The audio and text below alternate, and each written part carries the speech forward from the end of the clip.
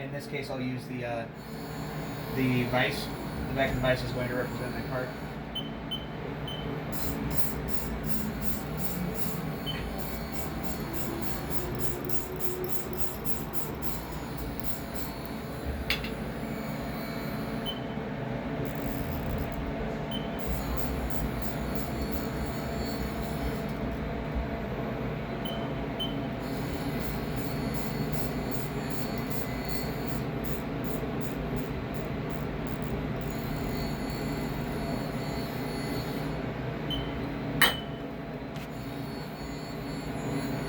Okay, now this is your current position, so come over here to your machine position right here is minus 7.5915, and you're going to want to use your calculator to subtract 7.5915 from negative 11.9521.